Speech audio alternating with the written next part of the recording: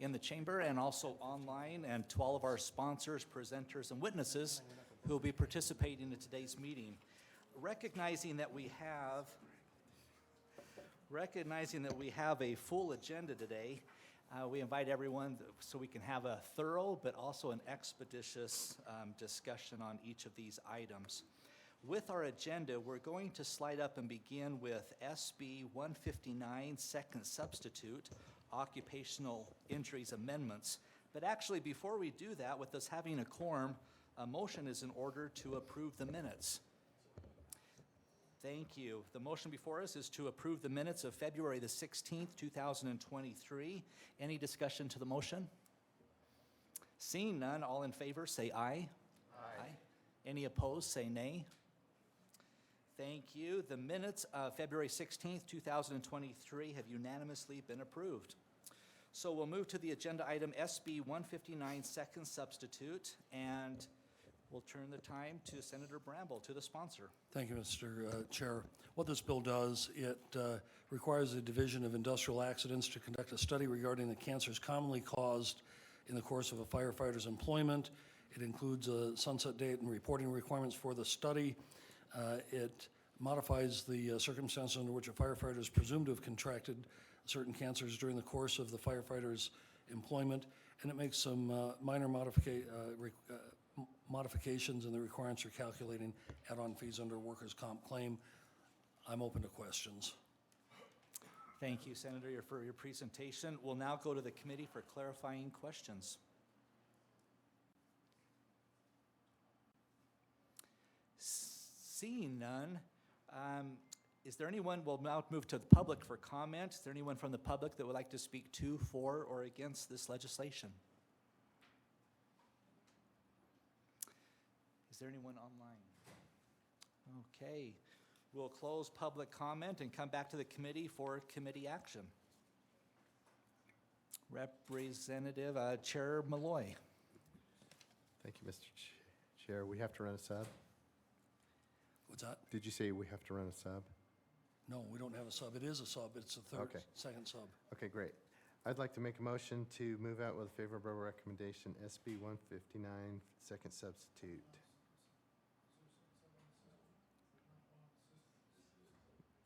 No, this is it. So you're speaking to the bill SB 159, second sub that's on the system before us. Yeah, so the motion is to move out favorably second substitute, SB 159, occupational injuries amendments. Thank you. The motion is to move forward SB 159, second substitute. Any discussion to the motion? Seeing none, to the bill sponsor. Waive. Thank you. To the maker of the motion. Waive. Thank you. Before us is to move forward favorably SB 159, second substitute. All in favor say aye. Aye. Any opposed say nay. Thank you. That motion is unanimously approved to move forward with favorable recommendation SB 159, second substitute. And take a look at, if there's not a fiscal note, it'd be appropriate for consent. I don't think there's a fiscal note on it. No fiscal note. That does not have a fiscal note. Representative Matthews. Thank you. With the sponsor's permission, I'd like to move this to the consent calendar. Thank you. That's a motion to us to put on the consent calendar SB 159, second substitute. Discussion to the motion. Seeing none, to the bill sponsor. I appreciate the request. Thank you. To the maker. Okay. The motion is to put on the consent calendar SB 159, second substitute. All in favor say aye. Aye. Any opposed say nay. Thank you. That motion for consent calendar is unanimously approved. Thank you. We'll now go to the next bill before us will be SB 204, Autism Coverage Amendments, and to Senator Bramble. Thank you, Mr. Chair. This is a bill that's been before this legislature multiple years. It usually passes unanimously. We haven't gotten it funded yet. What this bill does, it requires Department of Health and Human Services to request a state plan amendment for adult, a Medicaid amendment for adult autism services. And I believe that the folks, the advocates, believe they may have a commitment for funding this year. Open to questions. Thank you, Senator, for your presentation. We'll come to the committee for clarifying questions. Representative Thurston. Thank you, Mr. Chair. Just a couple of quick questions. So these services are already covered for children under the age of 18. So this is just to make sure that the adults, So that they don't have a cliff, they don't drop off. Those services are critical. and these are these the same as disabled adults who may, some of them may be getting services through DSPD, some maybe, some not? Yes. Yes, okay, thank you. That is possible. Yeah, Yeah. thank you. All right, thank you, Mr. Chair. Thank you. And for the record, could you please introduce your name and association? I'm Cheryl Smith. I'm with the Autism Council of Utah, and I'm Carson Smith's mom from the Carson Smith Scholarship. Thank And you. Glad you're here. Mr. Chair, Cheryl Smith started with Merlin Newbold in a former life. She was a House member that started the Carson Smith Special Needs Scholarship. I had the privilege of being the sponsor throughout the whole course of this over the last 20 years. Thank you. Are there any additional clarifying questions from the committee?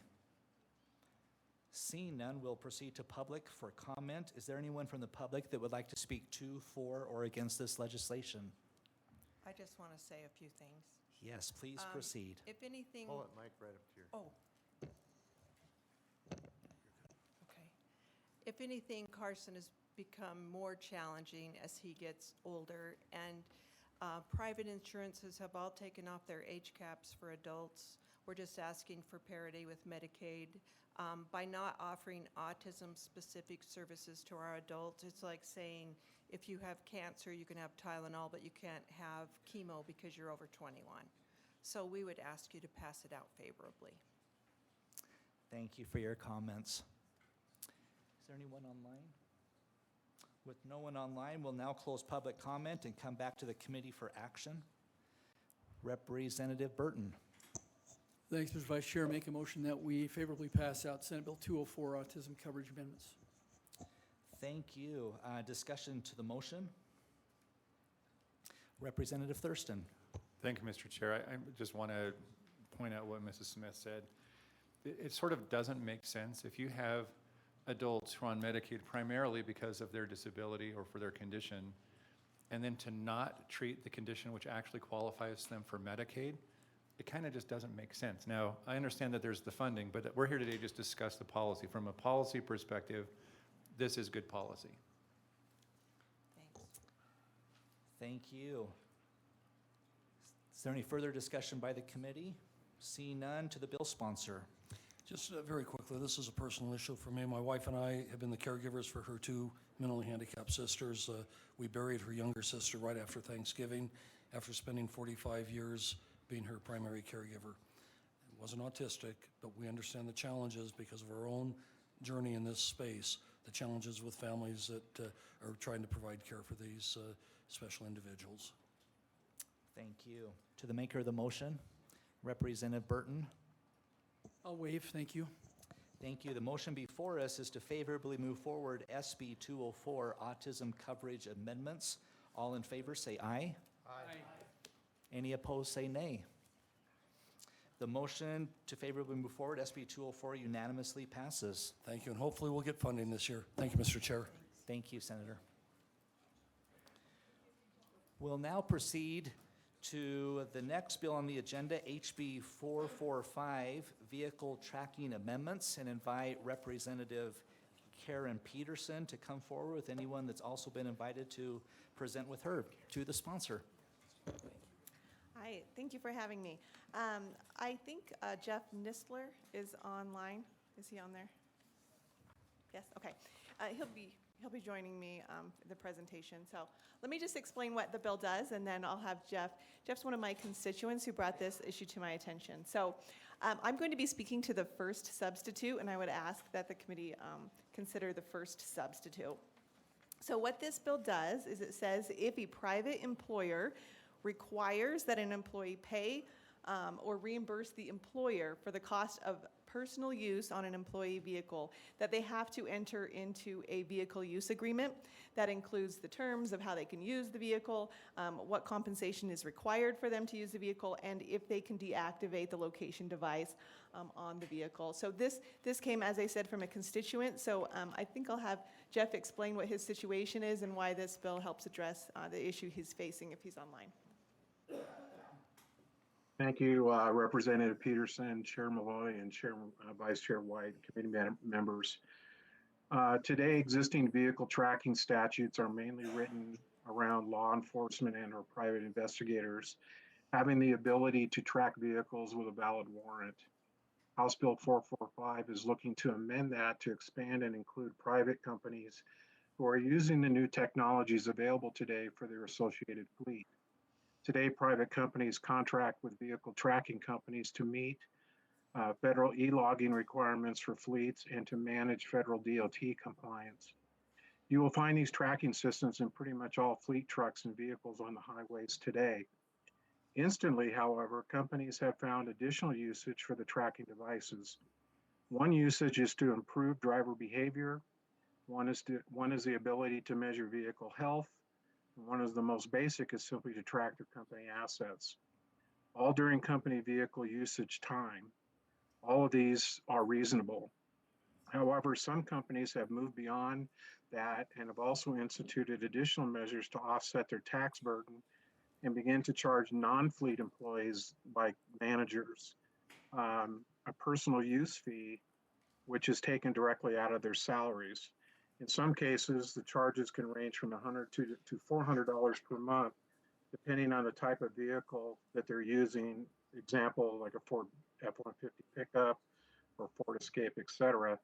But at the same time, mandating that the tracking and monitoring system remain in force even during personal time off. House Bill 445 is not challenging any company who supplies company-owned owned or leased vehicles the ability to track or monitor during company time. This bill prohibits an employer from using location tracking technology on an employer-provided vehicle in certain circumstances when the vehicle is used for the employee's personal use, and especially if they're going to charge a personal use fee. House Bill 445 also gives remedy to each party to have the ability to deactivate the tracking system during that time.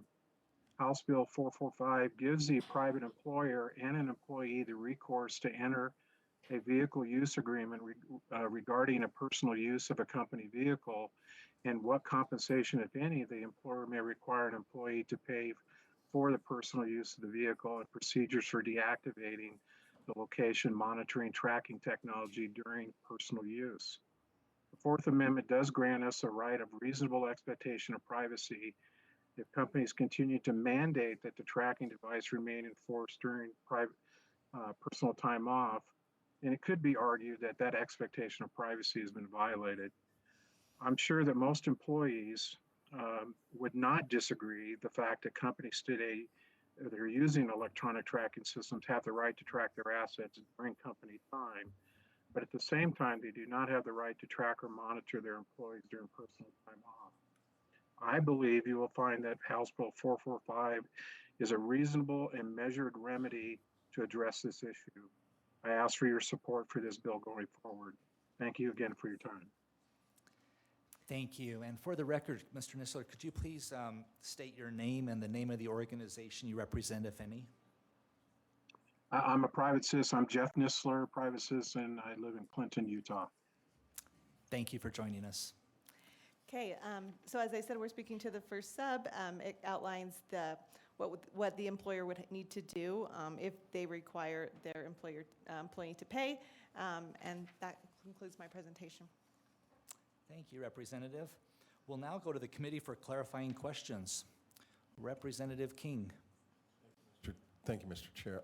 I'm looking at lines 45 through 50, and I want to make sure I understand them, Representative. So it looks to me like if there is a compensation agreement or a reimbursement agreement between the two, then there shall be a vehicle use agreement. But if there's not an agreement to reimburse or pay, then it's up to the employer whether the employee is required to use location tracking technology on a private vehicle that the employer provides. Yes, so there are instances, where a private employer, for example, can't have their vehicle cross state lines, or there's some specific, sometimes requirements that an employer can reasonably have on their vehicle and would make sense for them to have some level of tracking. So this doesn't preclude that from happening. This is very specific to the instances where the employee has to pay for that vehicle for personal use, that there needs to be some sort of agreement between them. Right, but if the employer chooses to use vehicle tracking, the employee has no say in that, is that right? So if they have, If the employer says, here's the company vehicle and you will use it, and your movement in that vehicle will be tracked, if it's on company time, yes. well, what would prevent tracking off company time? So if they are charging them for personal use, and then they have to have this agreement, right? And you'll see some vehicles have the ability to deactivate the tracking. Some of them, it's pretty complicated to deactivate the tracking. So they'll have to enter into this use agreement in those instances. Well, what about if the employer doesn't require that they reimburse or compensate, but says this- you can use it all anytime you want, but the tracking is always on? Yes, then this bill would not apply to those situations. Okay, thank you. Thank you. Representative Thurston. Thank you, Mr. Chair. Is it common for employers to require employees to have a company vehicle? Is that something that you have to have this vehicle? Well, it depends on the employer, right? My employer assigns me a company vehicle, but I only use it for company use. So, it just depends on the employer if they assign company vehicles and how they, what their policy is around using them for personal use. So in the case that you just mentioned, so an employer says, hey, here's your car, you have to have this car, and you say, that's great, but I'm never going to use it for private use.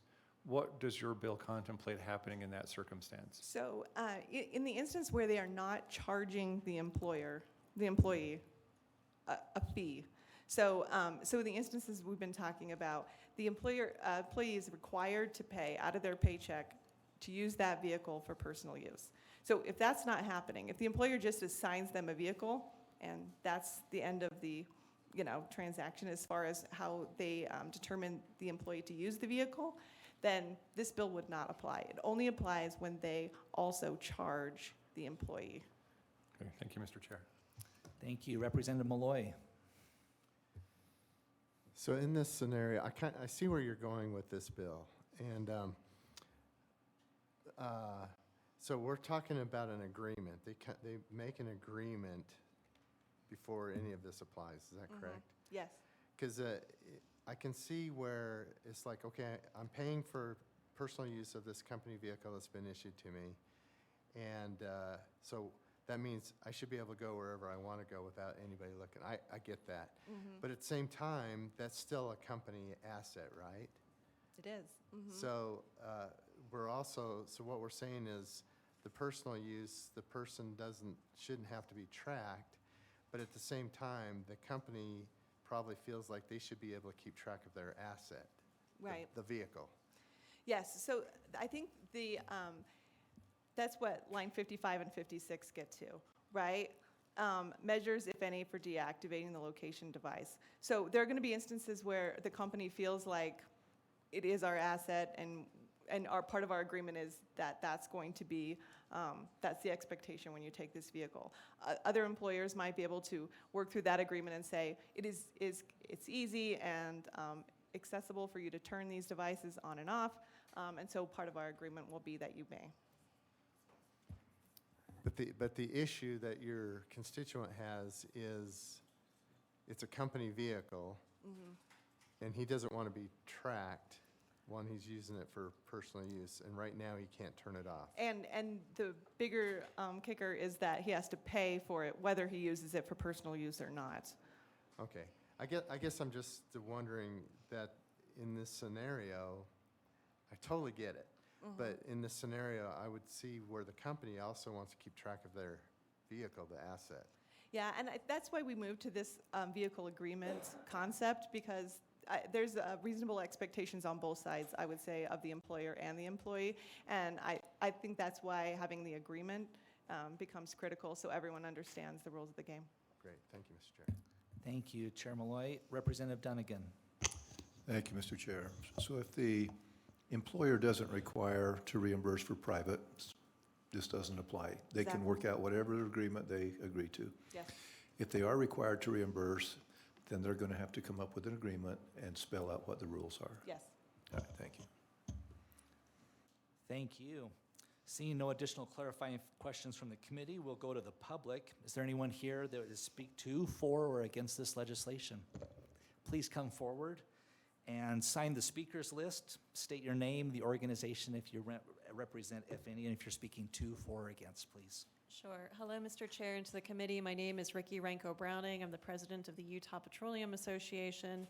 We represent oil and gas companies that often have large vehicle fleets, so are interested in this bill.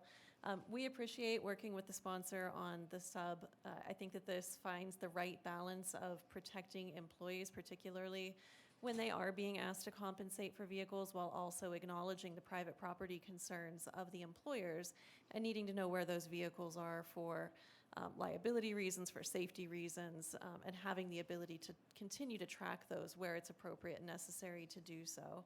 So we are in favor of this bill and this substitute, and appreciate the work with the sponsor and would urge your support as well. Thank you. Thank you for your comments. Is there anyone online? Seeing no additional public comments, we'll close that and move it back to committee for action. Representative Albrecht. Thank you, Mr. Chair. I'd move that we pass out the first sub of HB 445. Do we need to sub it first? Thank you. The motion before us is to move forward the first sub of HB 445. Discussion to the motion. I think. No, adopt the first sub. Sorry, let me restate that. The motion is to adopt the first sub of HB 445. Thank you. Discussion to the motion. Seeing none, to the sponsor, I'll waive. to the maker of the motion. I'll waive. Thank you. The motion before us is to adopt the first sub of HB 445. All in favor, say aye. Aye. Any opposed, say nay. That motion of adopting the first sub unanimously passes. Back to the committee for action. Representative Albrecht. See if I can get this one right. I make a motion that we pass out favorably first sub of HB 445. Thank you.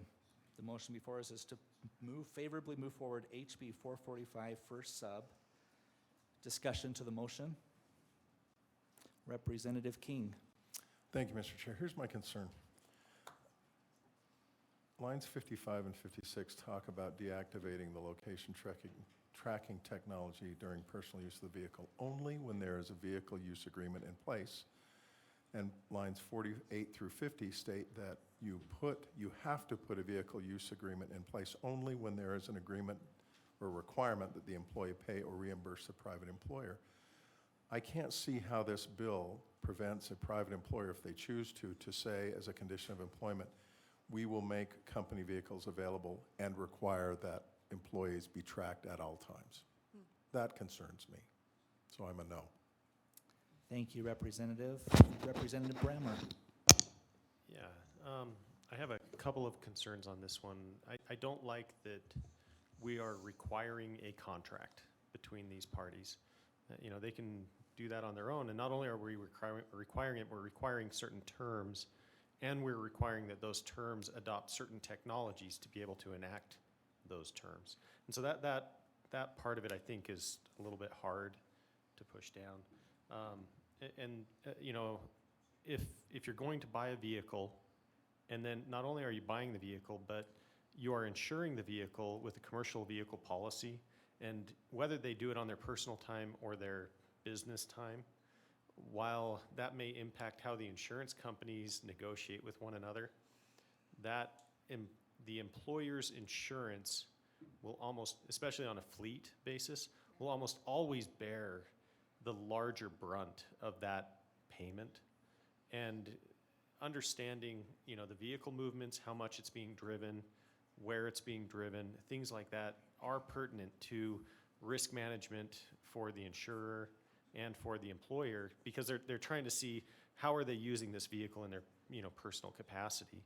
And so I worry about just restraining their ability to see where their asset is and how it's being used, even if they give permission to give it personally. And the parties could negotiate all of this on their own. I worry about a forced negotiation, especially like if you have like, campus security, or like there's just so many circumstances where I worry about a forced contract. So thanks. I'll be a no, but thank you. Thank you, Representative. Any further discussion by the committee? Seeing none, to the bill sponsor. I appreciate the committee's time today. I appreciate my constituent bringing this to my attention. I do think that it's pretty narrow in nature. It's not going to apply in a lot of scenarios, but in certain scenarios it is going to apply, and it's going to help those folks out. So thanks. Thank you. To the maker of the motion? Wave. The motion before us is to favorably move forward HB 445 first substitute. We'll now take a roll call vote. Representative Albrecht? Brammer? Burton? Dunnigan? Hawkins? King? Musselman? Thurston? Chair Malloy? Yes. And Vice Chair White? Yes.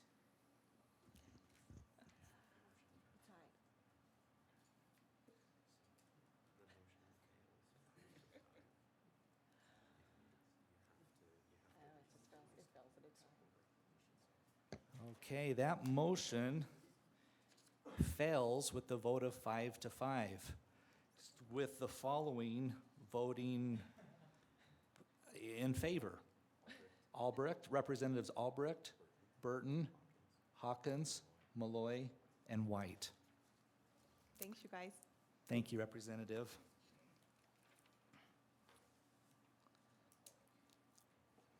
We'll go to the next agenda item, HB 235, Accessible Parking Spaces Amendment. Is Representative Stenquist here?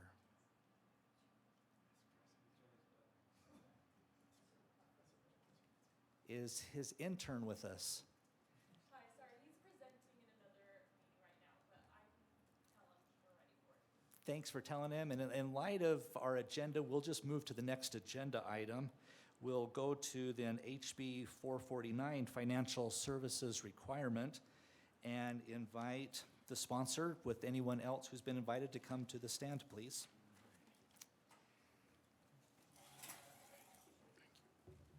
All right, thank you, Mr. Chairman, committee members.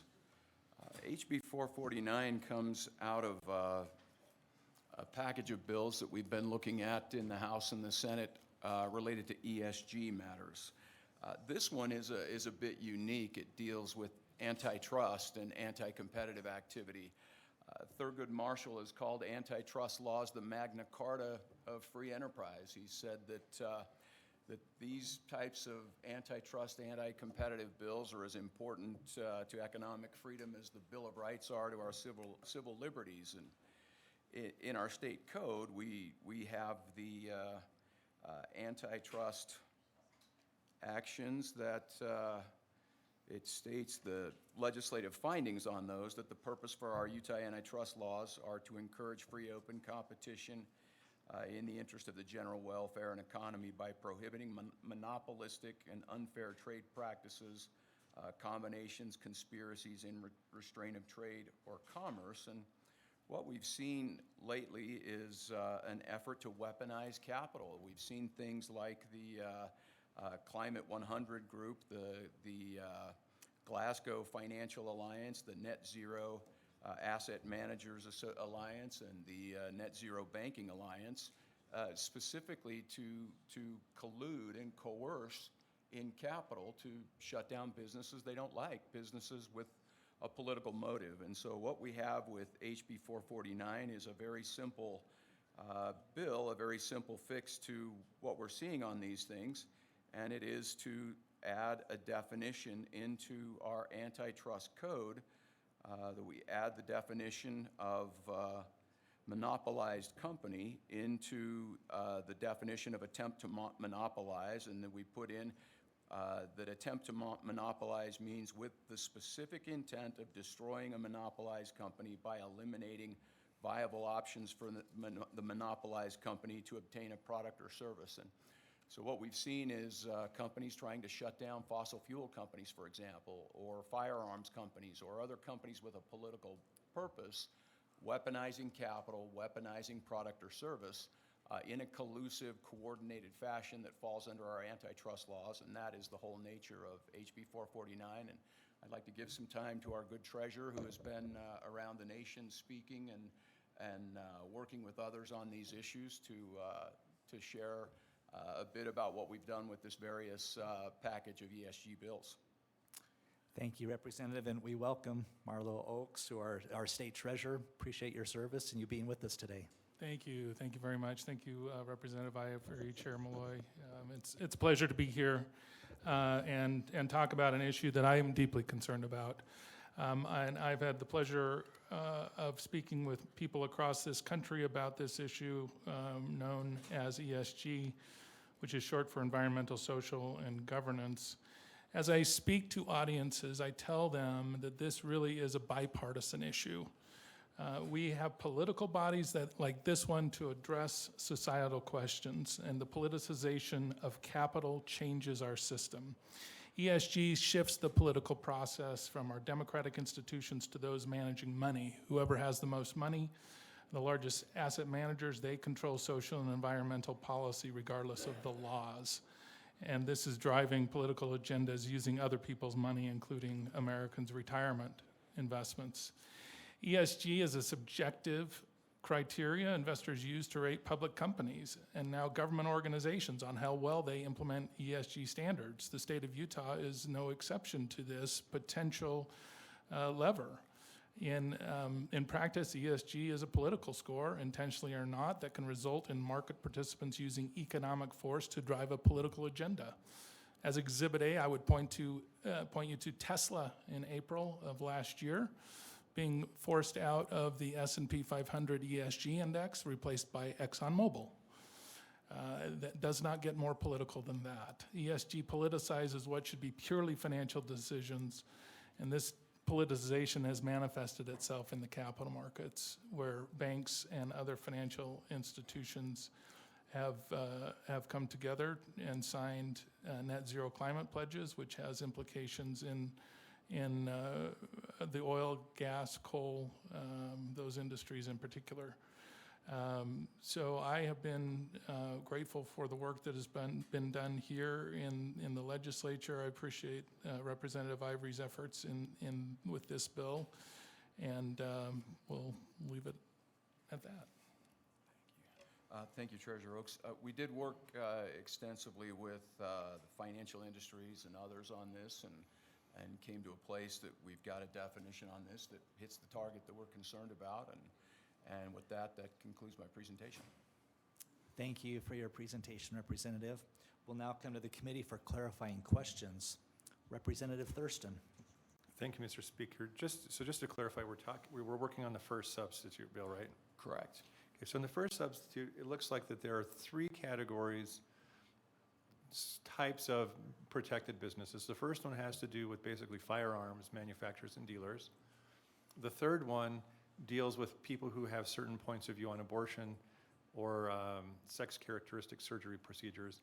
And then the second one is the meat of the bill, which is people who others just don't agree with them on diversity, equity, inclusion, environment, social, government, so ESG, DEI, et cetera, et cetera. All three of those types of businesses would have equal protection under this bill, is that correct? That's correct.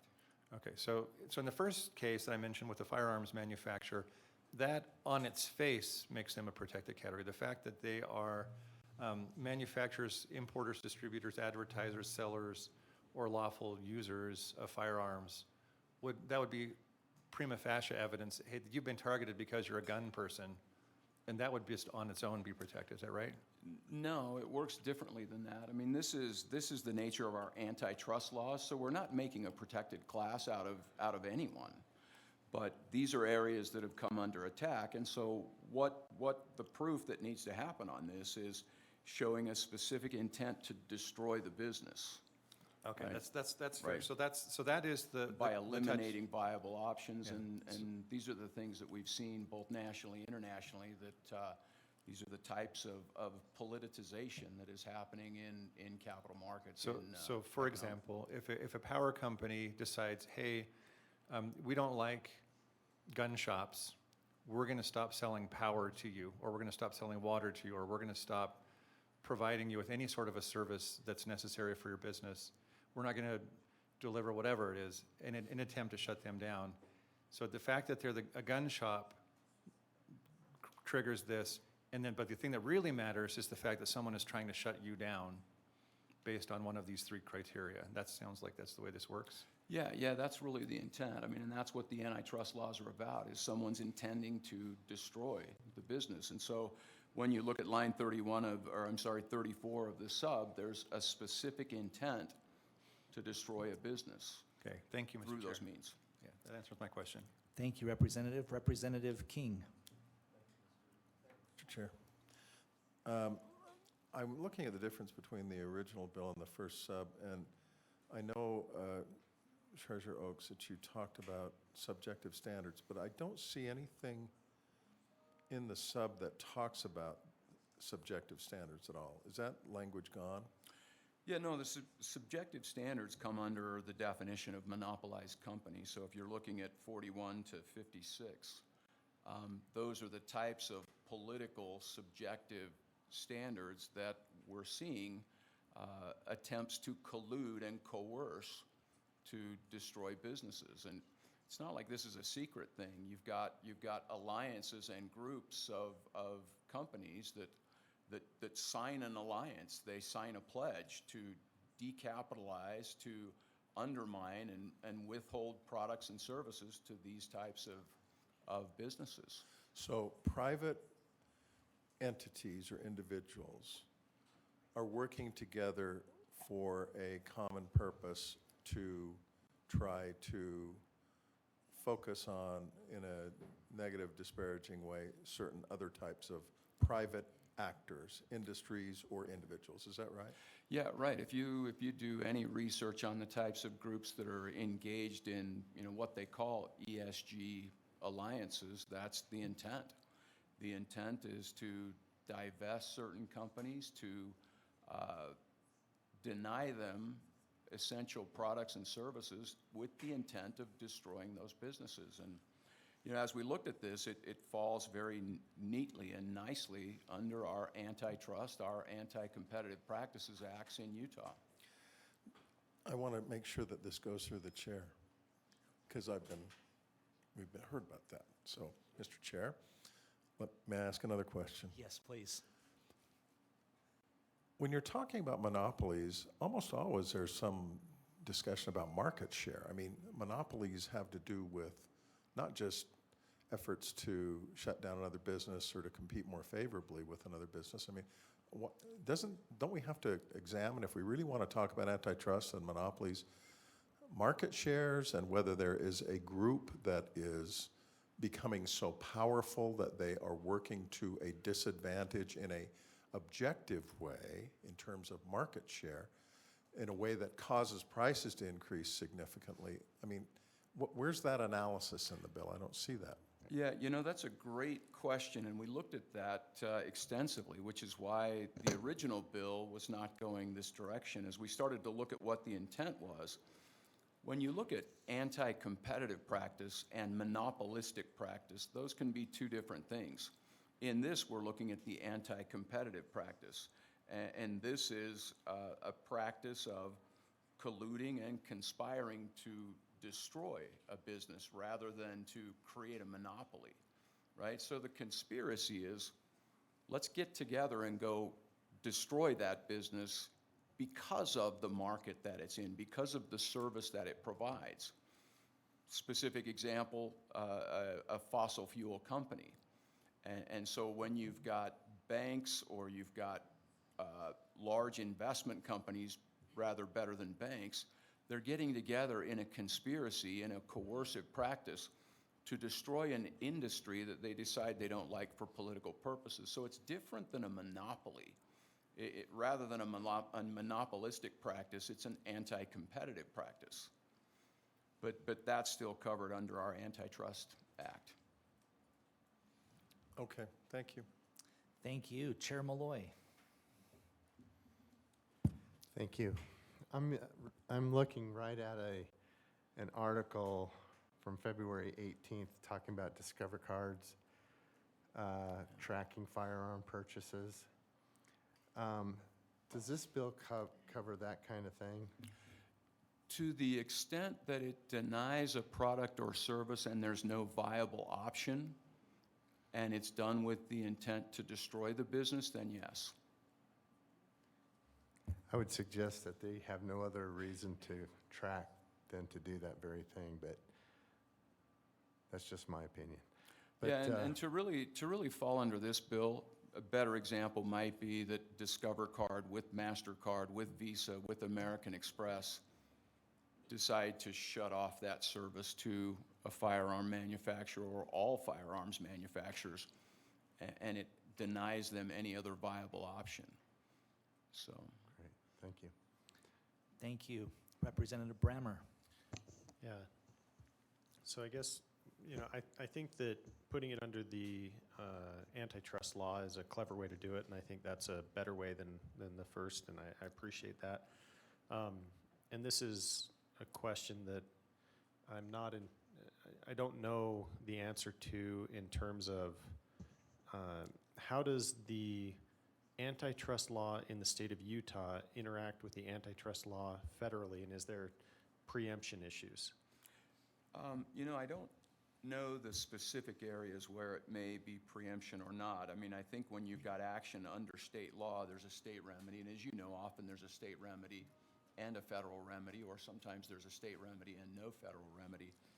So under 7610, 3101 is the Utah Antitrust Act, and so it, you know, it lays out, it spells out the circumstances where it applies. I couldn't tell you specifically on where federal law would apply or not apply, but in Utah, we're looking to give remedies to companies that may be coming under attack, and we're seeing companies, as the chair mentioned, we're seeing certain types of companies that are in fact coming under attack for political reasons. Okay, thank you. Thank you. Seeing no additional clarifying questions from the committee, we'll proceed to the public for comment. Is there anyone from the public that would like to speak to, for, or against this legislation? We invite you to come forward, and as you do, please sign the speakers list and state your name of the organization you represent, if any, and if you're speaking to, for, or against.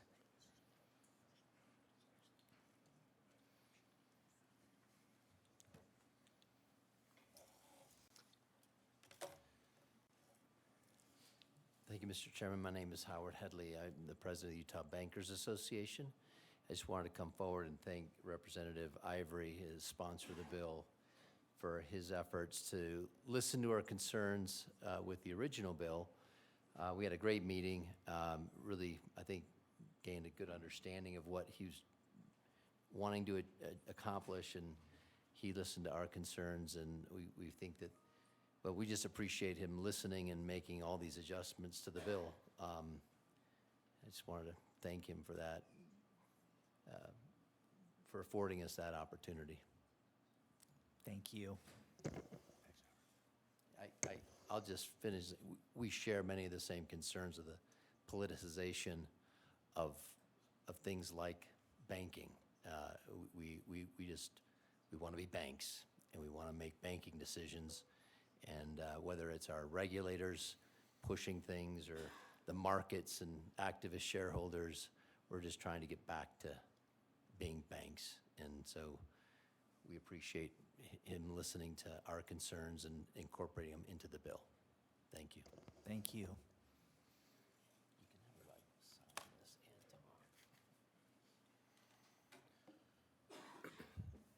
Mr. Chairman, members of the committee, my name is Frank Pignanelli.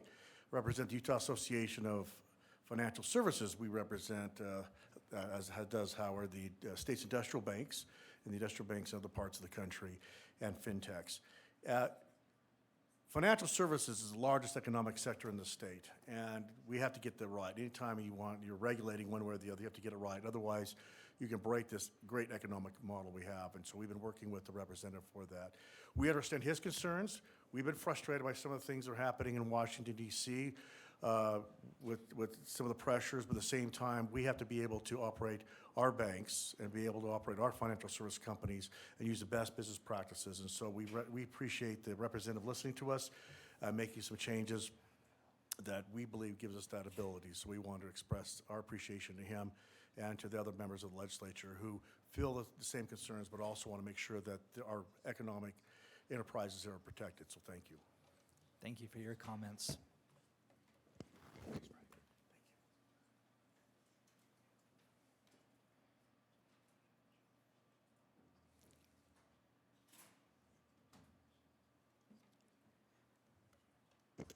Gal Rozika with Utah Eagle Farm, and I'm just grateful to be here today to be able to testify on a bill such as this on ESG. And it's been a good year to see so many of these issues come forward with protections of something that I've been concerned about for a long time.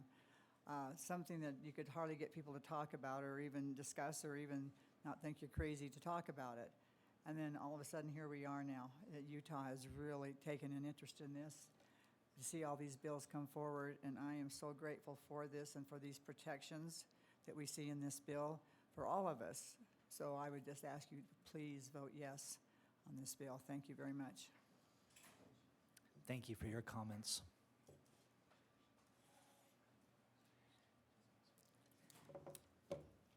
Carolyn Phippen. I am here representing the organization of which I'm the executive director, Freedom Front of Utah.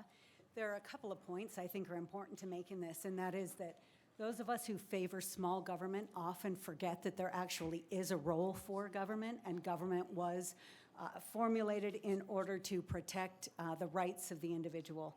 And things like monopolistic, abusive types of behavior and collusive behavior actually infringe on the right of the individual.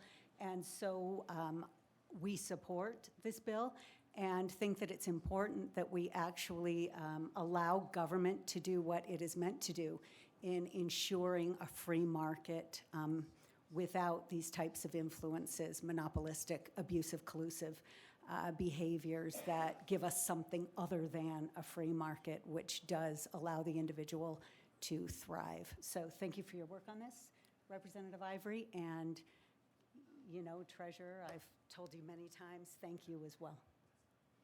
Thank you for your comments. We have one joining us online for public comment, Scott Simpson. And for everyone's information, as of this last Friday with some House rules adjustments, for anyone that will now be participating through video, we ask you to please turn your video on to state your name, state your organization, and place of residence. Hi, Scott Simpson. I'm the CEO of the Utah Credit Union Association. I'm a resident of Kaysville, Utah. Just on behalf of credit unions, want to echo Mr. Pignanelli and Mr. Headley. Gratitude to the sponsor, Representative Ivory, Treasurer Oaks. They've been responsive and especially recognizing the distinction between those actors of concern that this legislation points to and local sort of brick and mortar institutions here that are not not interested in being batted around by this policy squabble. So we're grateful for the efforts taken and wanted that to be part of the record. Thank you. Thank you for your comments. We'll now close public comment and come back to the committee for action. Representative Burton. Thank you, Mr. Vice Chair. Make a motion that we adopt first substitute House Bill 449. Thank you. It's been moved that we adopt first substitute HB 449. Any discussion to the motion? Seeing none, to the bill sponsor. Wave to the maker of the motion. Wave. Wave. The motion before us is to favorably adopt first substitute HB 449. All in favor say aye. Aye. Any opposed say nay. The motion unanimously passes of adopting first sub for HB 449. Back to the committee for action.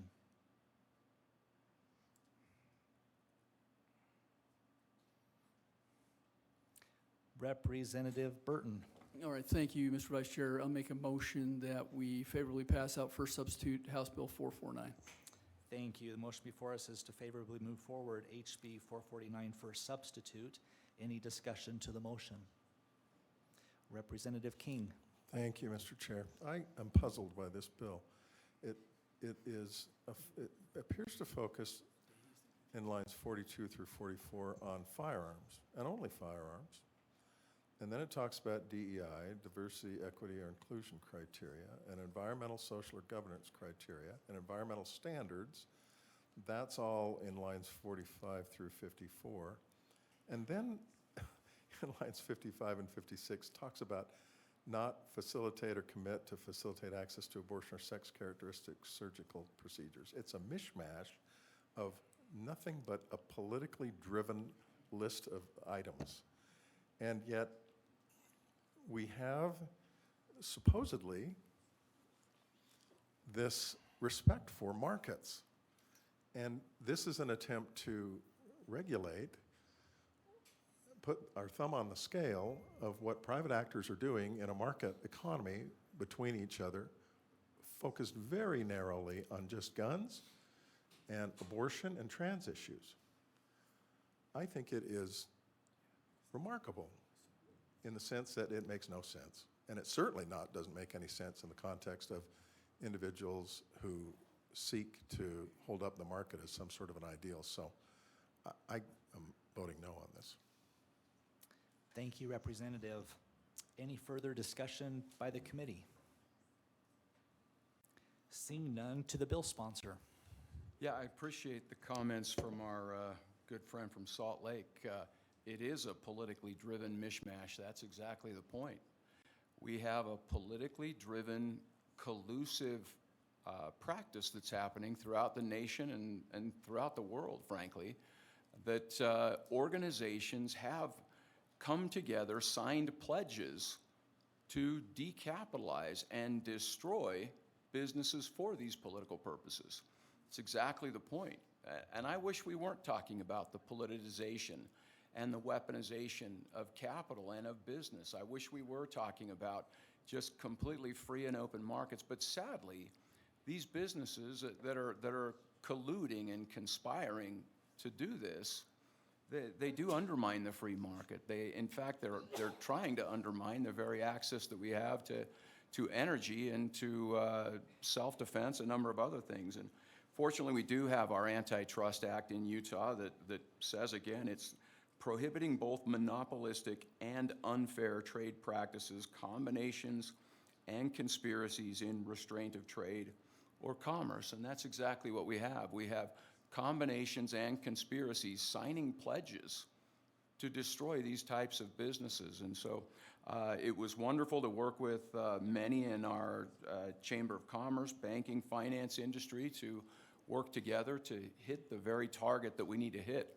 on this politicized, weaponized practice that is trying to attack these types of businesses. And so it was nice to get this bill carved down into our Antitrust Act. And with that, I would ask for the committee's support. Thank you. To the maker of the motion. Yeah, thank you, Mr. Vice Chair. To quote Mr. Headley, if he's still here, banks just want to be banks. And, having been in the financial services industry, I can tell you that this is happening. We all know it's happening. Anti-competitive activity needs to be checked in Utah, and I urge your vote on this bill. Thank you. Thank you. The motion before us is to favorably move forward HB 449 for substitute. We will now take a roll call vote. Representative Brammer? Yes. Burton? Yes. Hawkins? Yes. King? Musselman? Yes. Peterson? Yes. Wilcox? Yes. Vice Chair White? Yes. Chair Malloy? Oh, I'm sorry. And Thurston. Was that a yes? Okay. Okay, sorry. And Chair Malloy? Yes. Okay. That motion passes 9-1 with Representative King voting in the opposition. Thank you, Mr. Vice Chair, committee members. Thank you, Representative.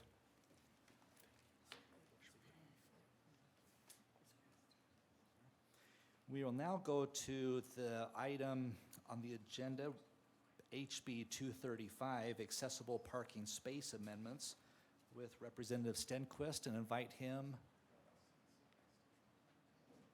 to come forward with anyone else that he is invited to at this time.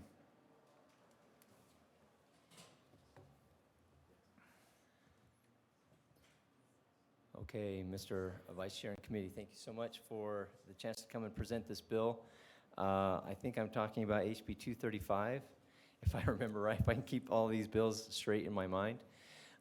This bill came about after working on a handicap parking bill last year and looking at ways to make sure that when we have these handicap parking spaces, I was working with a constituent last year who is in a wheelchair, and he was explaining to me how difficult it is for him to get in and out of his vehicle with his wheelchair when all of the handicap parking spaces are taken up.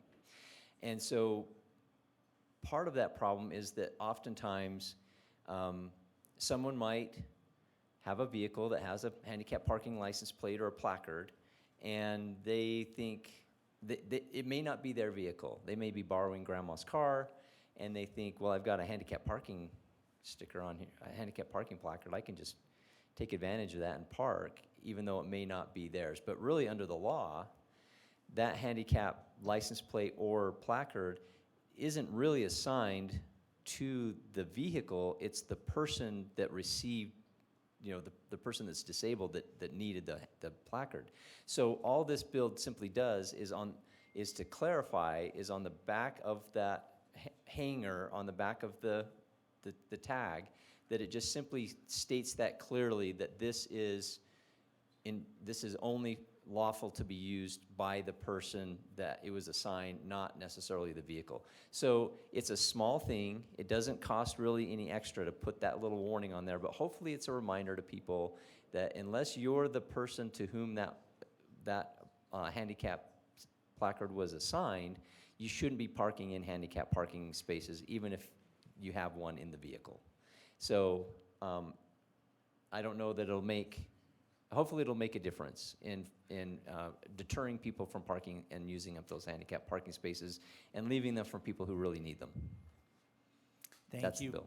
Thank you, Representative, for your presentation. And to confirm, are you speaking to the first substitute?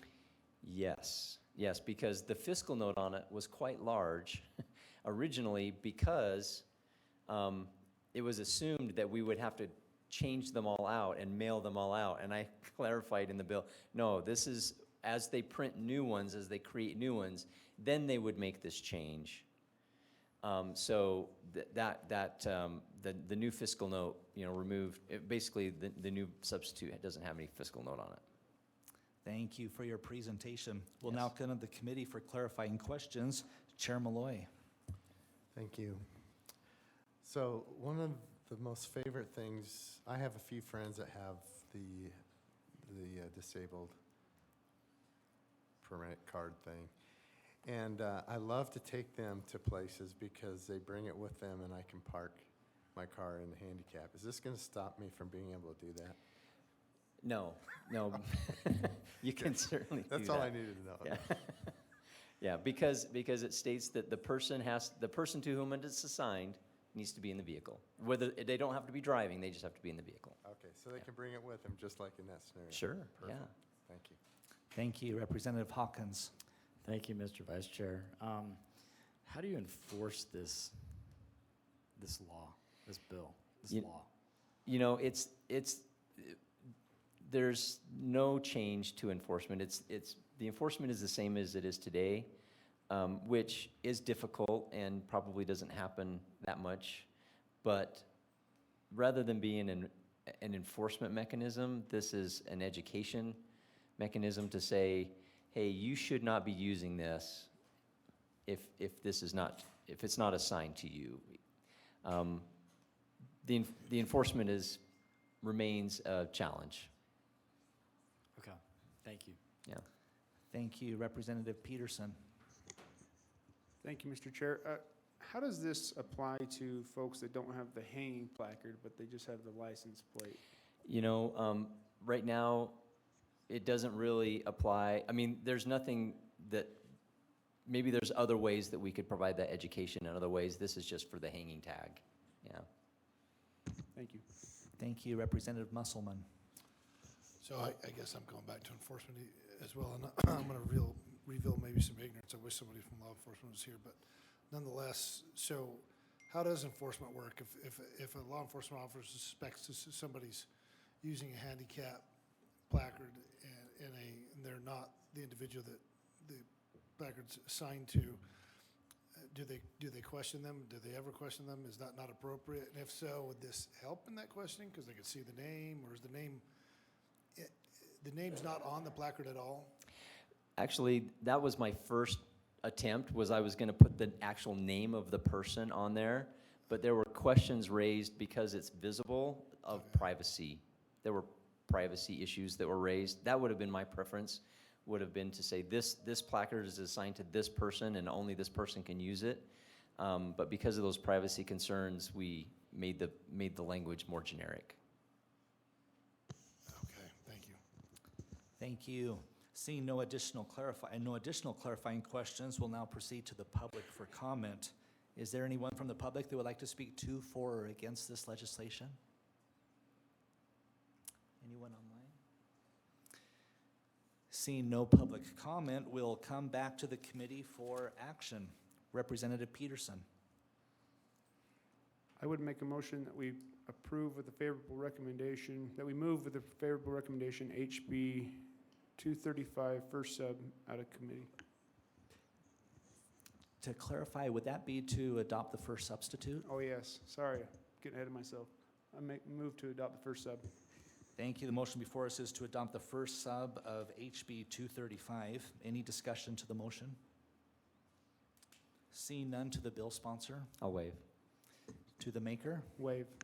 Thank you. The motion before us is to adopt the first sub of HB 235. All in favor, say aye. Aye. Any opposed, say nay.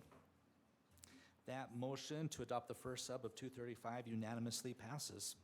Back to the committee for action. Representative Peterson. Thank you, Mr. Chair. I would move that we pass with a favorable recommendation HB 235 first sub out of committee. Thank you. That motion is in order to favorably move forward first sub of HB 235. Any discussion to the motion? Representative Wilcox. Thank you. As a former user of these things, thank you. You're welcome. That's all. Thank you. Representative Musselman. I may be the only one that maybe votes no on this, but I'm going to just clarify why. I'm not sure this does anything. I think the individuals that use these that aren't supposed to use these already know they're not supposed to use them. I just don't. They know they're not supposed to. It's a pet peeve of mine, just so you know. It drives me crazy too, Representative, and I wish there was some solution to it. But I don't know that this putting that on there makes any difference. Maybe it doesn't hurt, I suppose, but I don't know that it solves the problem. It's just another sign that nobody's going to read. I don't have a solution, though, for you, Representative. Thank you. Representative King. Thank you, Mr. Chair. I'm with I share my counterpart from Ogden's, from Weber County's concerns, but I do think it moves us in the right direction on this thing. I mean, I think a certain number of people, once they get that information, will look out and say, well, maybe I shouldn't be opportunistic and take the space when I don't need it. And so, you know, is it a small step? Yeah, sure. Is it a positive step? Yeah, sure. I'm all in favor of it. Thank you. Seeing no further discussion by the committee, to the bill sponsor. I appreciate the discussion, and I do wonder how many people maybe don't realize that, you know, they may think that if it has a handicap placard that they can use it because it's in the car. So hopefully this is maybe just a little bit of reminder, and I would agree with the comments that it's a small step. I would have liked to have done a little bit more, but it's difficult to figure out how to do a little bit more, so I'm doing what I can. Thank you. To the maker of the motion. Thank you. I made this motion because I think it's more of an education piece than an enforcement piece, and I think it's a step in the right direction, as has been mentioned. It also helps me with one of my pet peeves, in going to the grocery store and having the folks that have the handicap sticker but are not in the handicap stall when all of them are open. So that will help me be more educated in the fact that maybe they're being responsible and doing what they're supposed to instead of getting frustrated that they're not using the stalls that are there. So I appreciate the sponsors' work on this, and it opened my eyes to the other side of the coin, so I appreciate it. Thank you. The motion before us is to favorably move forward first sub of HB 235. We'll now take a roll call vote. Representative Brammer? Burton? Hawkins? King? Matthews? Musselman? Peterson? Wilcox? Yes. Vice Chair White? Yes. Chair Malloy? Thank you. That motion passes with the vote of 9-1, with Representative Musselman voting in opposition. Thank you, Representative Stenquist.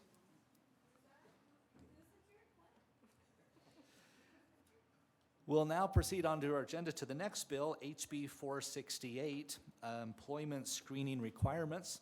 I invite Representative Judkins to come to the stand with anyone that she may have invited as well.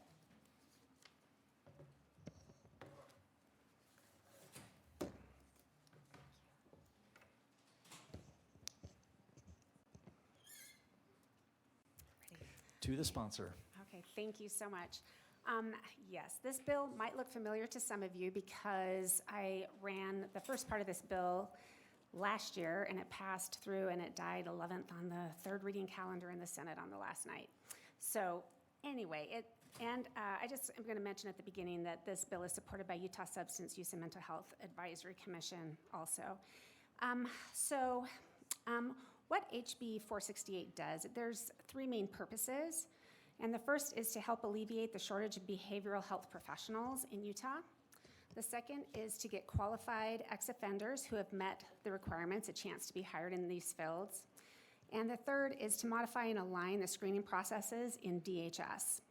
And so what this bill does is it prohibits public employers and their contractors from asking an applicant about their juvenile records or expunged convictions. And I will just remind you that these are supposed to not be asked about anyway. So we are putting this here in statute to remind these and to make sure that our public employers do not ask about expunged records or juvenile records. They also can't deny employment to an applicant based on their juvenile or expunged records. In addition, public employers and those that they contract with will not be able to deny an applicant employment because of a criminal conviction after the sentence is terminated or 3 years after, 3 years have passed since the last day on which the applicant was incarcerated. And they can only look at a past criminal conviction that has a direct relationship to the applicant's ability to perform the duties of employment safely or competently. And I need to say that, I forgot to say this first, that this is very narrow in scope, and they only apply to professionals licensed under the Mental Health Practice Act, which includes social workers, marriage and family therapists, clinical mental health counselors, substance use disorder counselors, and psychologists. And these requirements that I talked about, they do not apply if the criminal conviction was for a violent felony or a felony related to a criminal sexual act. And it also does not apply to several types of public employers or their contractors, such as those who work with children or vulnerable adults. And you can see the list of those that it does not apply to on lines 143 to lines 153. And then lines 154 through 159, that's why I think this bill is coming to you. There's a small part in here that prohibits private employers from excluding an applicant from an initial interview because of a juvenile adjudication or expunged conviction. So it doesn't limit, and it makes it clear in the bill, it doesn't limit what you can ask about or anything like that, what a private employer can ask about, but just that they can't exclude someone from an initial interview for an expunged conviction, which is supposed to be treated as if it never happened anyway, or a juvenile adjudication, which for any of these mental health professionals would have been, a decade in the past. So then when you move on, the next part, starting on line 192 and goes on, there's cleanup language to the DHHS background screening process to align discrepancies found due to the merger. When they merged the Department of Health and the Department of Human Services, there was discrepancies in how they did background checks and screenings. And it modifies the background screening process for DHHS providers to align with the first part of this bill also. And some of these changes that they've made include establishing criteria for individuals with lived experience so that they are able to work in substance use and mental health adult-only programs. It excludes youth in the custody of DCFS or JJYS from requiring a background screening. It sets timeframes for looking at an individual's criminal and non-criminal offenses. And it updates to align with recent changes in the current Utah Criminal Code. And then when you go on line 735 and 736, just here it says that the background check needs to apply to all of that section of code and not just the one section. So anyway, this is Carmen, and she was very kind to sit in with me, and she is here to answer any questions that you might have. And I'm just going to end my presentation now and leave it open to questions. Thank you for your presentation, Representative. We'll now come to the committee for clarifying questions. Representative Burton.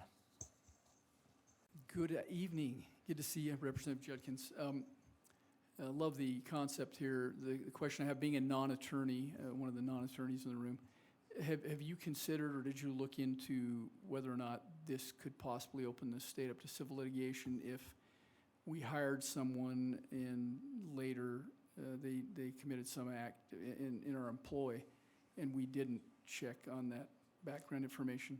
This has been cleared by DOPL, and also the Department of Corrections worked with me on this, and I have not heard anything. And it's been, like I said, it passed through last year, it's passing through this year, and there have not been any questions about that. We do have lookbacks already, so it's not like we don't have lookbacks, right?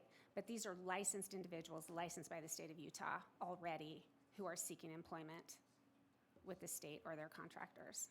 Is that, I don't know, did that answer your question? No, thank you, Mr. Chair. That does help. And I know that we have an incredible shortage we're trying to fill, but that concern just pops in my head in this litigious society that we live in. So Can I answer a little bit more that might help? Yes. Okay. Also, federal law, I mean, this aligns with federal law too. And so that list of, we are not allowing them to work with any of those that are denied by federal law. Does that make sense? So this follows federal law. thank you. Thanks. Thank you. Representative King. Thank you, Mr. Chair. I think this is a great bill, and I appreciate the bill sponsor's efforts. My question to you is, do we have any data or facts that reflect how often individuals who would otherwise be qualified and available to provide these services as mental health professionals are turned away because of past problems with their record? I'm just trying to get an idea how serious, how big a problem it is. I think it's, even if it was difficult to quantify or you don't have that information, I think it moves us in the right direction. Yeah. But No, I think that's a great question. I love data. There is data on how difficult it is for ex-offenders to find a job in general. Generally. Right?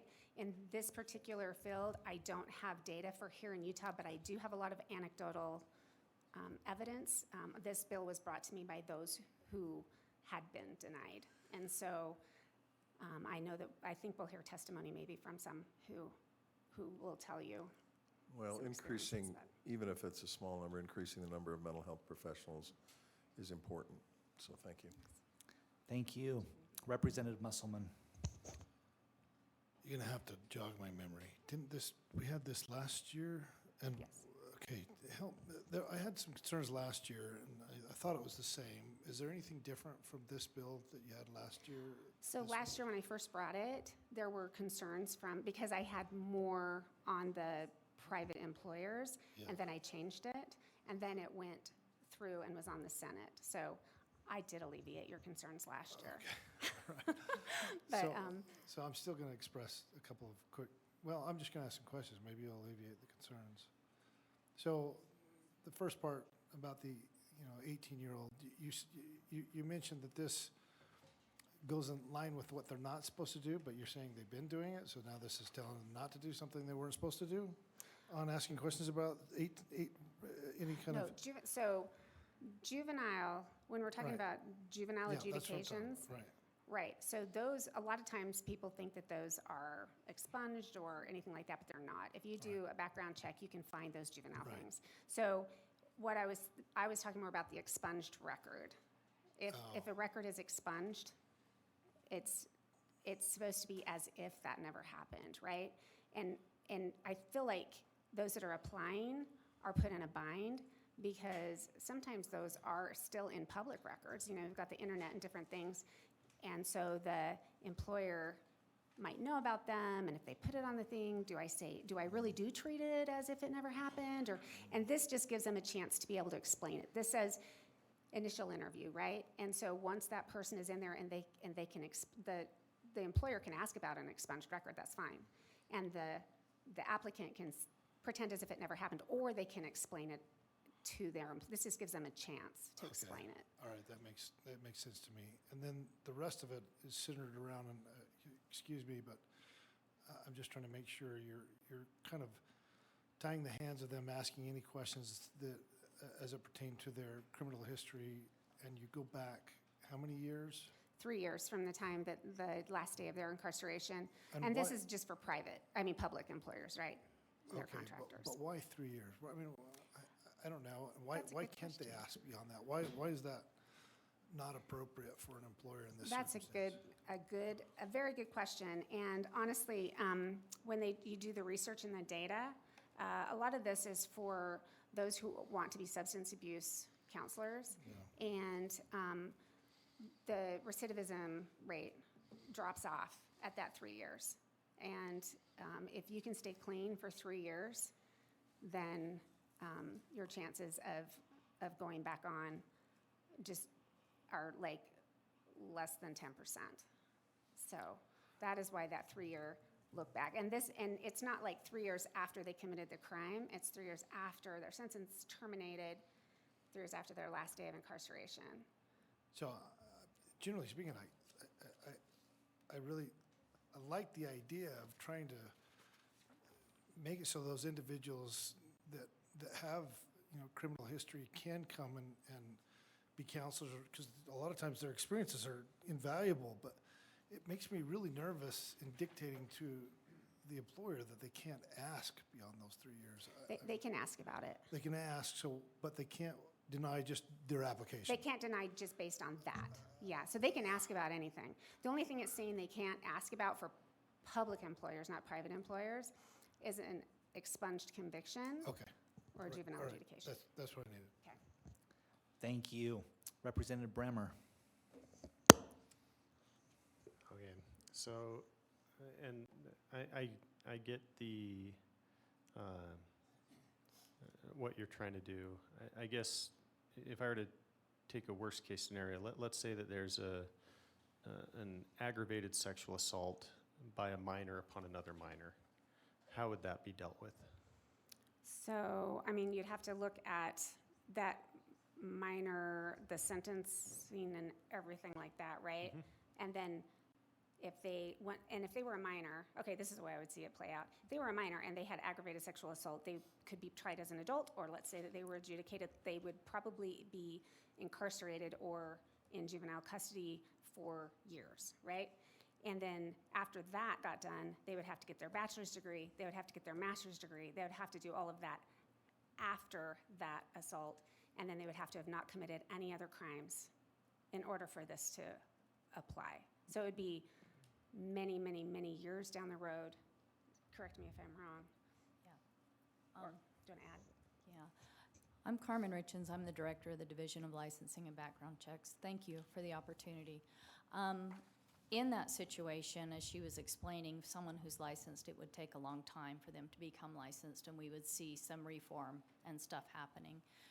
With the background screening with us, just for any comfort for you, our piece in here, the piece we're changing allows them access to adults only. So I kind of feel like that kind of answers your question as well. I'm not sure that, it may answer my question, but I'm not sure that I understand the answer to the question. So if I could follow up briefly. Yes. Okay, so there's an aggravated assault of a minor. It's adjudicated with them as a minor. And then later on, is this saying that the department cannot ask if they had, or find out if they had an aggravated assault as a minor? And if they did find out, or if they could ask, does that mean that they cannot deny on that basis? So for example, in a scenario where they may be working with children. All right, I'll take that one. What we are changing the statute for the background screening piece is basically we'll only look back for 3 years at stuff.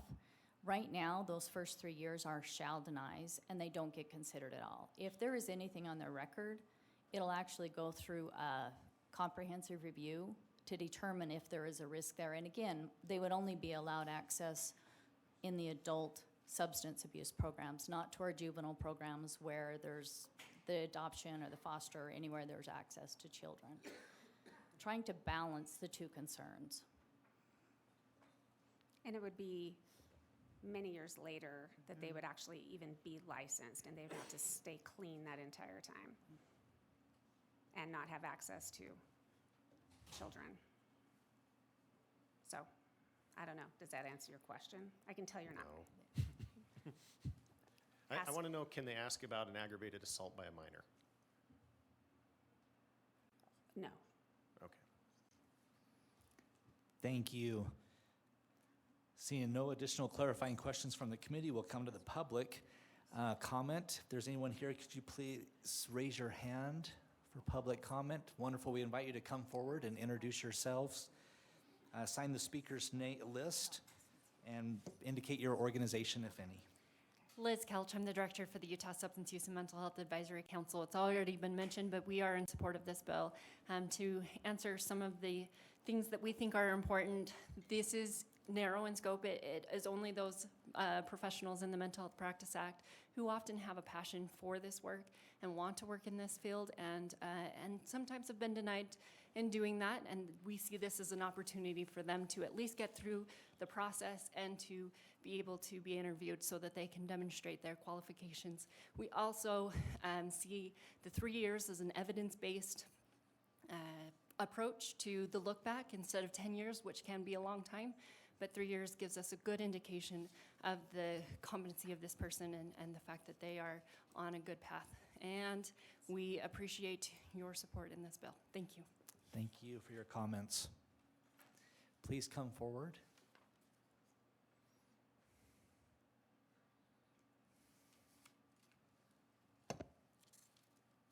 Is it okay to read a statement that somebody in the audience just handed me? Okay. Yes, and pull that microphone up close to you, please. Okay. Do I sign in with my name or her name? Your name, please. Okay. Thank you. This is her statement. She had to run to get her kids from daycare. She said, "My name is Destiny Garcia, and I am the Executive Director of Clean Slate Utah. I am here to support House Bill 468. She is someone who had a criminal record and faced many barriers because of it. The biggest barrier she faced was finding employment. She had an amazing professional history, but because she checked that box saying she had been convicted of a crime, no one would hire her. She did not have any felonies and was a low-level offender. Even though she rebuilt her life and completely transformed from who she used to be, she was still judged on whether she had a criminal record and not selected for any decent jobs. She is only where she is today, running Clean Slate Utah, because former Mayor Ben McAdams took a chance on her and offered her the opportunity to work for his office, regardless of her criminal record. Today, she's financially stable, she's a homeowner, and she has transitioned off all state government benefits because she was able to secure a job. Therefore, she supports HB 468. Thank you. And for the record, could you please state your name? Charity Williams. Thank you for your comments. Thank you.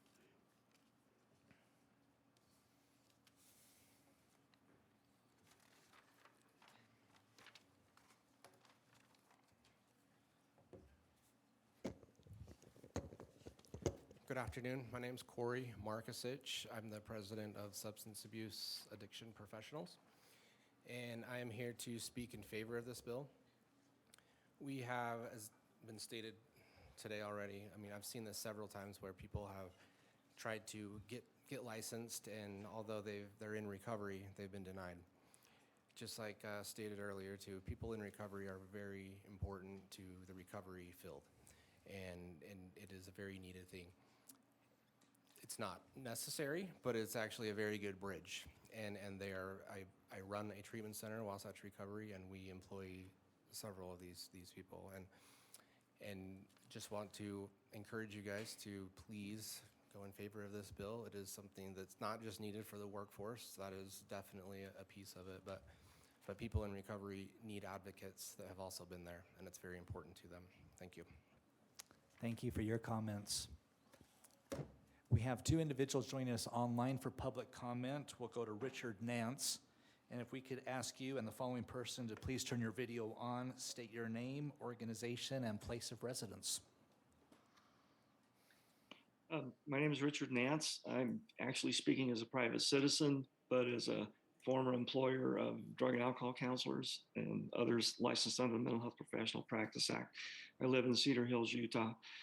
I wanted specifically to speak to the youth provisions of this bill, and it might help to answer Representative Brammer's question a little bit. I had a young man that I hired and had to, through the Department of Human Services Office of Licensing, do the criminal background investigation. He had a juvenile record. We had to appeal the decision from the Department of Human Services that we shouldn't hire him. So to make a long story short, in terms of his trajectory in my organization, we hired him. He had to have a BCI. We promoted him. He had to have another BCI. We transferred him to another program in another location. He had to have a third BCI. We promoted him one more time, and he had to have a fourth BCI. So every time we had to go through an appeal process, and it was unnecessary and terribly burdensome. Now, the nature of his criminal charges were when he was a teenager, he had his own drug and alcohol problem. His father tried several times to try to get him into treatment. It was very difficult to do that and to make it stick. One evening, he called the police department to come and help him. The police said, if you can get him to assault you, we can get him in the juvenile court and get him court-ordered to treatment. So there's one of your assault charges, Representative Brammer, that you were interested in. But now you can see why the assault occurred. It was basically at the suggestion of the police and to facilitate getting him into drug and alcohol treatment. So at the present time, he's kind of gone beyond where he was working in my organization as a drug and alcohol counselor. He's got a master's degree in public administration from Western Governors University, and he's working in healthcare administration in the private sector. So these kinds of things happen quite frequently. If this bill passes, as an employer, it wouldn't have been burdensome and inconvenient on me to go through all of these procedures with him to get him hired and approved by the Office of Licensing for me to keep my agency license. So I'm sure there are many other stories like this, but this is one of the main reasons why I've been happy to work with Representative Judkins on this bill for the last 2 years. So I encourage you to vote yes. Thank you for your comments. I will turn now to Russell Pearson online. Yeah, hello. My name is Russell Pearson. I work currently for the Other Side Village. I am also interning here at Valley Behavioral. I'm a this semester I will finish my master's degree as a social worker and take the social work exam in hopes to be a therapist. I'm a graduate of the Other Side Academy. 2016, I was on my way back to prison for a third time. I have multiple felonies, addiction history, and I've been able to overcome all of these hurdles, but it's not been easy. And I'm telling you from personal experience that anyone that would try to would probably walk away from even trying to overcome the challenges. And the background is a big part of that. I received my substance abuse license in October. It didn't come easy. I had to submit 400 documents in proof of my background and meet with a panel to get that license. As a graduate of the Other Side Academy, 3 years in a therapeutic community, your success rate is over 90% that person will not go back to that lifestyle. At 4 years, it's pretty much 100%. What I have that others don't is I have credibility with the people that I work with, and you can't buy that. And I've seen the success with the clients that I work with because of that credibility. Doesn't make me smarter, doesn't make me better. It just means I understand where they come from because I come from that same place. To not pass this bill would be foolish because of the success, experience, and the help that people like myself can bring to others. And so I hope that you will support this bill and make this an easier process than it has been for me. But I refuse to check that box and let that deter what my future looks like. And so I'm an advocate of anyone that wants to improve their life and have a better quality of life. Thank you. Thank you for joining us and for your comments. We'll now close public comment and come back to the committee for committee action.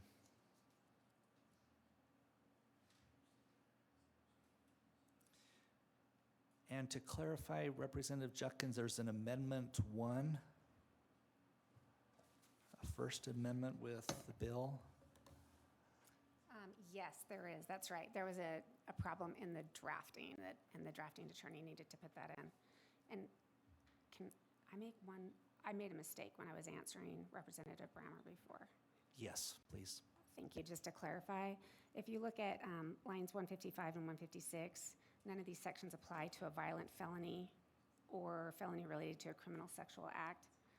And the juvenile part is only for a juvenile adjudication. It's not if they were charged as an adult and had to go to the criminal court for like if it was a violent, I don't know if that helps you feel any better, but there's that. Thank you for that clarification. We have confirmation the First Amendment is available online. So to Committee for Action, Representative Matthews. Thank you, Mr. Chair. I'd like to move Amendment 1. Thank you. The motion before us is to move forward to adopt Amendment 1 of HB 468 to discussion. Seeing no discussion, to the sponsor, to Representative Judkins. Oh, no, I'll waive. Thank you. To the maker of the motion? Waive. The motion before us is to adopt Amendment 1 of HB 468. All in favor say aye. Aye. Any opposed say nay. That motion unanimously passes of adopting Amendment 1. We'll come back to the committee for committee action. Representative Matthews? Sure. I'd like to make a motion to pass out HB 468 as amended. Thank you. The motion before us is to favorably move forward HB 468 Amendment 1. Discussion to the motion. Representative Musselman. I have to be honest, I'm still nervous about this, and it may be my own inability to discern and read through all the different classifications, Class C, Class B, Class A, whether it be a misdemeanor or a felony, the 3-year waiting period, or the 3-year period, but there are certain acts that happen in this world, certain violent acts that I think prevent individuals from ever being able to work with certain individuals and in certain fields. It makes me nervous for the most part, especially when it comes to abuse, or alcohol abuse or substance use counselors, any of those, I want them in. They're perfect for this. But I get nervous when it comes to especially sexual crimes. And if they're, and you maybe, the chair can decide if you want to answer or clarify questions. I'm reading through fast as I can to try to clarify and make sure that we don't let somebody land that shouldn't. But Mr. Chair, if she wants to answer that, it's up to you, I suppose. Yes, please proceed. Yeah, if you look at lines 154 through 156, or 157, I guess, you can see that none of the previous sections apply to a criminal conviction for a violent felony or a felony related to a criminal sexual act. And also there are protections so hopefully that alleviates your concerns on that. So these sections supersede, so if there's any of these, none of it applies, Right. is what you're saying. And the background check is gonna catch those, right? I mean, But there was restriction on some backgrounds. We could only back 3 years or no. No, the Again, background- Again, it's difficult to follow. There's a lot of different parts to it. Yeah, there's several different parts to this statute. The background screening, we will look back 3 years, and if there's anything on the record, it'll go through a comprehensive review committee. And again, that is only for access in an adult substance abuse program for people that need assistance with recovery. And this lived life experience really helps them with that. So if there's anything major in that time, that comprehensive review would weigh the risk to the patients in that setting. And we still could deny the background screening no matter what the above said based on. So it is restricted to 3 years. You can't go back more than 3 years on the background screening. That's what I'm reading. the licensing can go back and look at everything. So I took out the DOPL part that used to be in this bill because they have their matrix of who they will license, right? And so they are looking back as to whether or not, this is only for people who have been licensed by DOPL. This is not anything to do with licensing. So these people have passed all the background, everything that DOPL has in place, the matrix that they have for every single one of these professions. Okay. And so DOPL has granted them a license, and they have their own screening process. They look way back, you know what I mean? And they look at everything. Okay. And they decide whether or not to grant a license. This is only for people who are licensed. And then the employer, they can look back. None of this, like even what she's saying is the other part, the last part of this of what DHHS is doing just for substance abuse counselors. The part that I'm talking about that I think you're most worried about is that 3-year part at the beginning of whether or not they can look back, how far they can look back. That only applies to, well, I should say that doesn't apply. If it's a violent felony or a felony related to a criminal sexual act, They none wouldn't of be this there in the applies. first place because they would have got caught in the DOPL Yeah, none of this. They screening? wouldn't be licensed, Is that right? what you're saying? They aren't going to be licensed. Thank And you. then, does that help? Thank you for that clarification. Representative Brammer. Yeah, I struggled with this bill last year, and you never got me to a yes on this. I still have problems. I'm not sure how the public is going to be able to, this is a very convoluted statutory scheme that I don't know how anyone is going to know what they can and can't do based on this. I've probably read it 4 times, and I still have a hard time following what applies to what and at what level and when, and it's very difficult.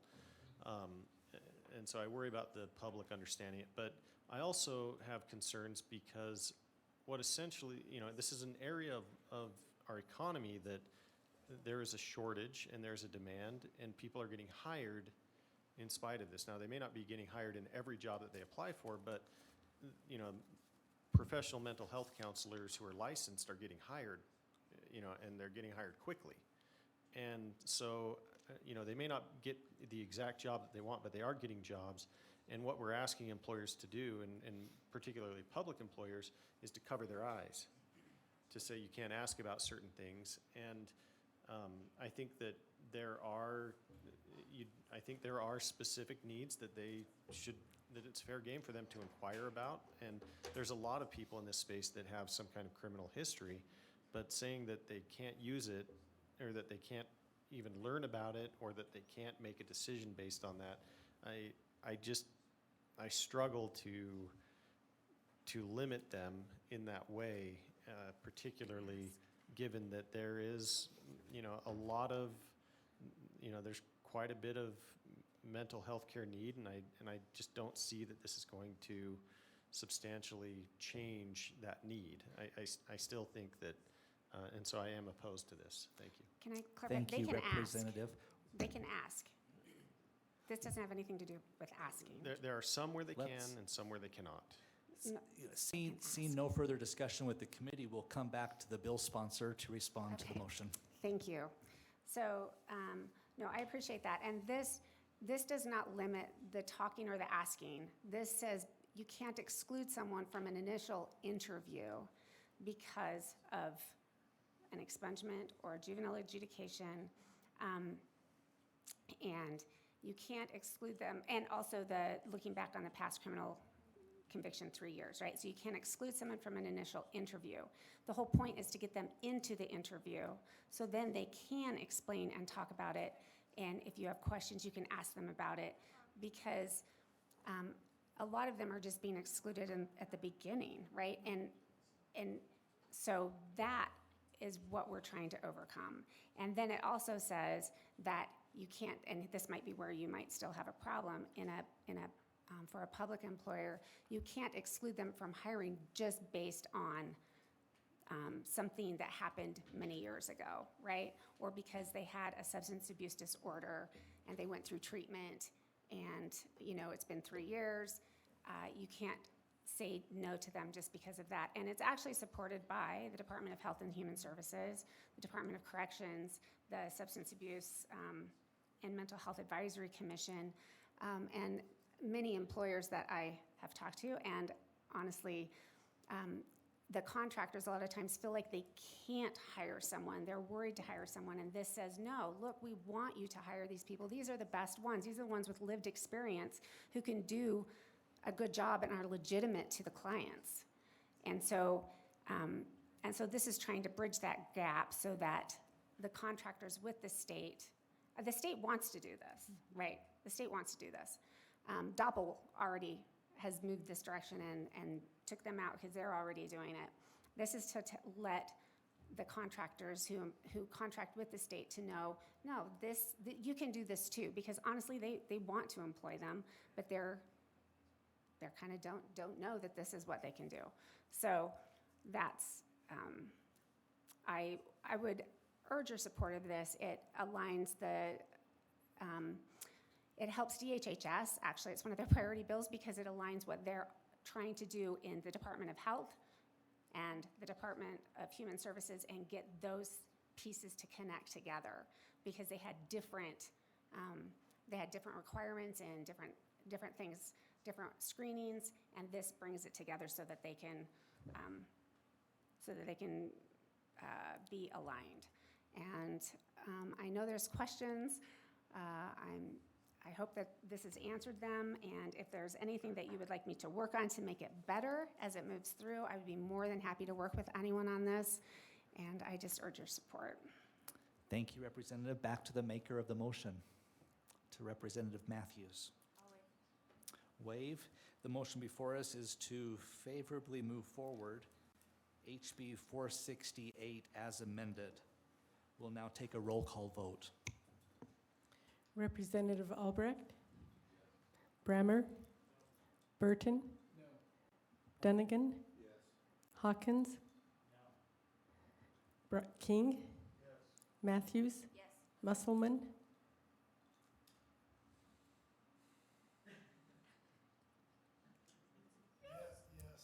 Peterson? Wilcox? Vice Chair White? Yes. Chair Malloy?